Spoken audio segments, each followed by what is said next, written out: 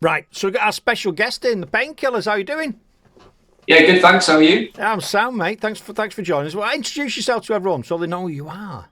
Yeah. Hi, I'm Jason. I'm the guy behind the Painkillers. Yeah, good to meet you. Excellent. So she said that you've been in the green room, just come out in the green room, that a big Welsh flag and vegan Ben and Jerry's ice cream. What's that all about? You're vegan?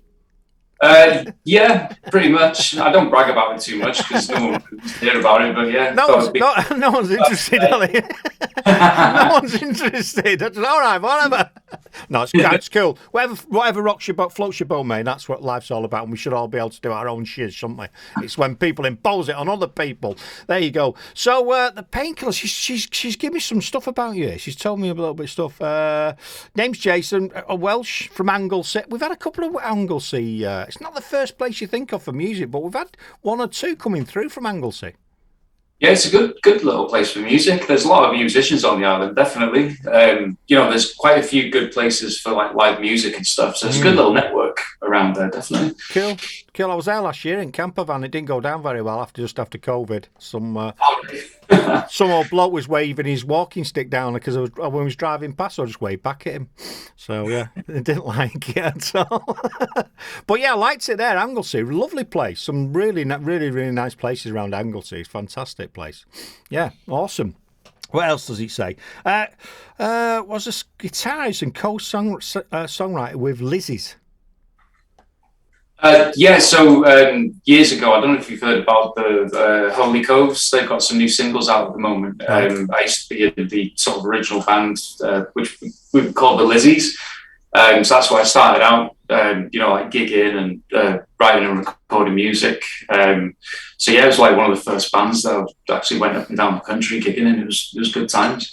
Excellent. And I'm sort of, I was going to ask you where the name come from, but I think I've got it now because of the researchers who give us some information. It says you don't gig anymore. You got something wrong with your back? You got a back problem? Yeah, I just had a bit of botched surgery, I guess, a couple of years ago. So yeah, I'm a bit sort of limited in what I can do now. So this Painkillers sort of project is all about, trying to do what I can from home. So hence like the little artwork and stuff. That was my like pretend little band when I first started out. But yeah, it's kind of like gone really well. So like I started doing live shows from my sofa. So I just did one last week. Went down pretty well. So just trying to sort of work around it. Excellent. Well, I hope this is right. Okay, sorry, I'm just talking to myself now because it's supposed to be recording this. It better not be. The video will be well paid off. What else is say? So you've got what have you got? A studio, 2 versions. Oh, hang on a minute. So you built your own recording studio. Is that where you are now? Yeah, pretty much. I've kind of like made half my living room into a little recording studio. So I've got everything mic'd up and amps and whatnot in it. So it's not really very professional, but it does the job. Well, it depends what you call bad. Professional doesn't really matter, does it? People have there's an artist who was playing on the new music show the other day, and he recorded a full album using a microphone on a laptop in his kitchen in lockdown, and he's been picked up, and it's going. Do you know what I mean? So I think the total landscape of what is professional, not professional, has totally changed, and I think. If you're doing it in your own home and you've got somewhere to do it, and the sound comes out right, well, it doesn't matter, does it? Really?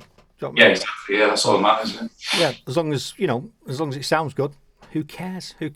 So, so you don't gig, so you're solely focused on doing whatever you can do from your old location, then. Yeah, pretty much. And I just put music out. So I'm always writing music and stuff. But I just wanted to see what would happen if I like try to push it, a bit harder and see where it would go. And then I did this album and actually started selling copies of it and getting good feedback and stuff. So yeah, just tried pushing it a bit more, and it's kind of gone from there. Excellent. Because normally we ask, are you touring? Have you got anything planned for gigs? Obviously, that's not the case. So you're going to do, instead of going out gigging at a bar or a festival, you're going to focus more doing it from your own location and sort of bringing the gigs to people that are, rather than having to come to you.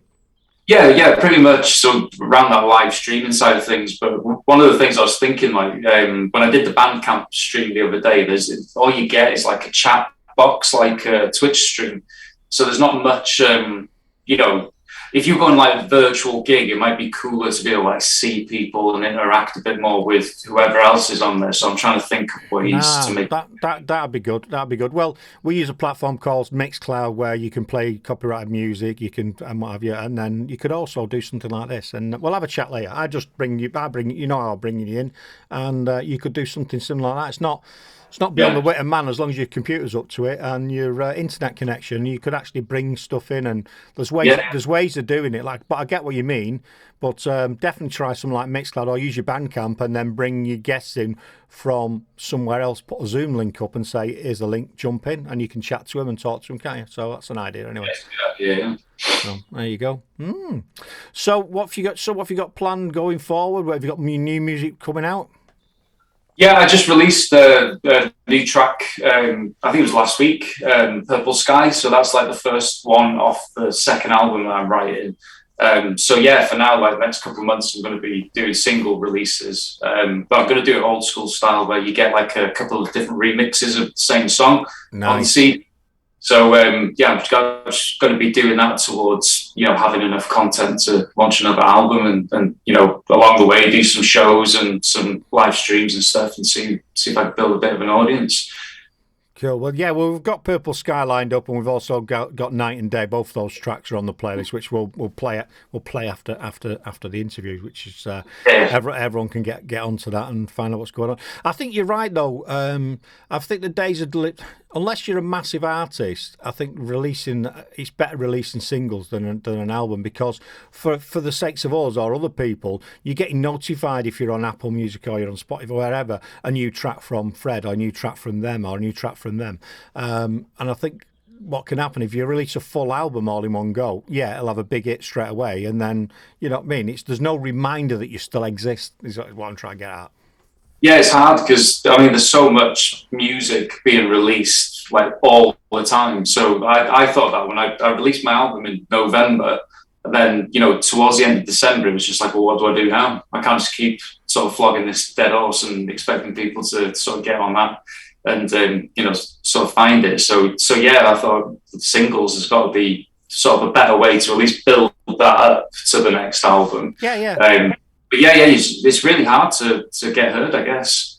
Yeah. Well, that's one reason for creating this show and getting behind artists on Twitter and on our social media, is because there's some brilliant writers, performers, producers out there, and we just need to get it out. So that's why we're doing this show, and hopefully it's another little crumb for the bands that we're supporting. So, but it's been great. It's great to get you on the show as well, and thanks for Janice for sorting out. She works tirelessly in the background. She does.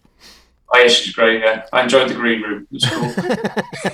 Yeah, we did that. We said to a band last night, we've got a green room set up, and they went, their manager went, I don't understand what this virtual green room is. I'm like, well, it's like a green room, but it's virtual. You can have anything in there. We can have anything. And we're doing it as a bit of a, you know what I mean? A bit of a part of the joke of the show. You know what I mean? It's like all the week we had, we turned it into a Jamaica bar, and we've had all sorts. So why not? Bit of fun, bit of a laugh, bit of a giggle, and that's what the station's all about. Let me just check, see if there's any questions. Sometimes we get the odd question on here, but let's see if there's anything whatsoever on here. Why not? Better fun. Cause that? No, nothing. Right. Anyway, there'll probably be something further up. I'll tell you what I've been asking artists to do, if you don't mind. If you could do as an artist drop and say, this is Jason, or this is the Painkillers, you're listening to Duggystoneradio, and then we'll put it on the station. Yeah, sure. Cool. This is the Painkillers, and you're listening to Duggystoneradio. Wonderful, thanks. Eddie will get on that now, and he'll jazz it up, and it'll be on the station. We like to ask for them, because when we're doing the show, especially this show, we play the jingles either before the artists play the music or during the show, and it just adds something to the show and a little reminder that he was here. Yeah, cool. So that's awesome.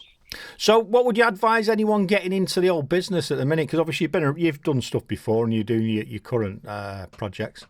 Yeah, it's a completely different landscape now, isn't it? I think a lot of the new artists that are trying to get heard, I think it's a case of using your social media pretty, being a bit savvy on those platforms like TikTok and Instagram and stuff, because that seems to be the main area where you can build that fan base up.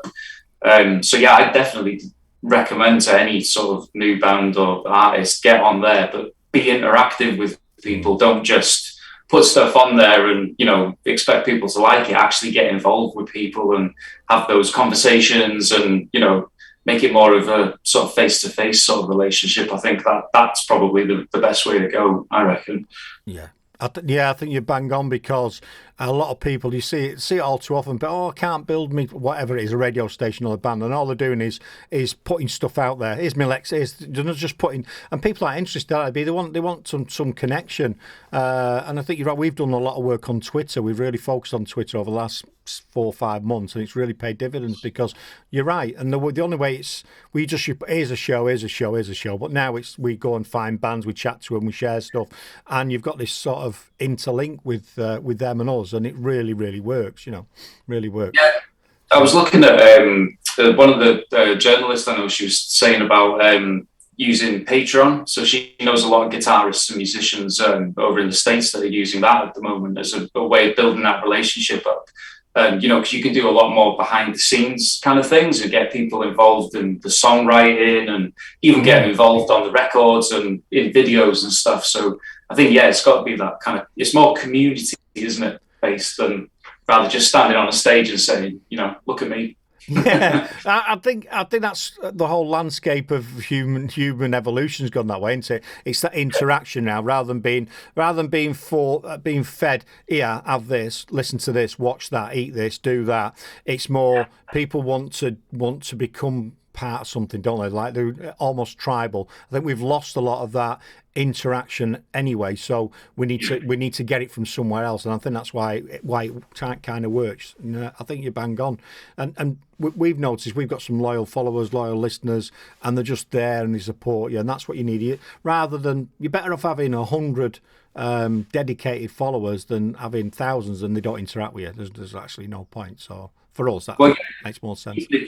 Looking at it from like actually making a living off of, you know, like the way things work now, if you had 100 loyal sort of members or whatever on your Patreon or Bandcamp, you know, you could make a living off of that, rather than having, like I said, 10, 20,000 fans who just like stuff. Yeah, exactly.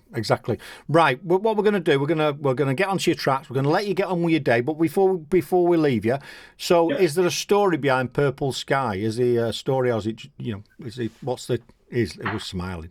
Is there a story? Yeah, so I've got a couple of teenagers, and we were in the car the other day. So my daughter put her playlist on, and we were talking about, you know, like the kind of makeup of songs. You know, I was asking them, do you like songs that have like big instrumentals in it and not a lot of vocals, or do you like songs with, you know, repeating the vocals over and over?